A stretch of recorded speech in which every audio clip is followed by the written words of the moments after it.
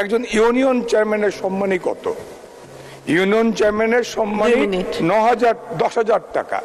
তার মধ্যে 4,500 টাকা সরকার থেকে দেওয়া হয়, 5,500 টাকা দিতে হয় ইউনিয়ন পরিষদের আয় থেকে। একজন ইউপি মেম্বারের সম্মানী 900 টাকা, অর্ধেক ইউনিয়ন পরিষদের আয় থেকে, অর্ধেক সরকার থেকে। আমাদের কেন্দ্রীয় যে কোনো সিদ্ধান্ত বাস্তবায়নে ডিসি হয়ে ইউনো বা ওসি কিন্তু ইউনিয়ন চেয়ারম্যানের সর্বশেষ একেবারে প্রান্তে যে মানুষটি কাজ করে তিনি হচ্ছেন চৌকিদার বা দফাদার। ওই চৌকিদার বা দফাদারের সম্মানী কত? আমরা সরকার থেকে দেই 6,500 টাকার মধ্যে, ওদের বেতন হচ্ছে 6,500 টাকা।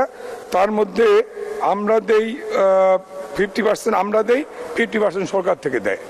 আসলে কি 6,500 টাকায় এখন সংসার চলে? একজন চেয়ারম্যানকে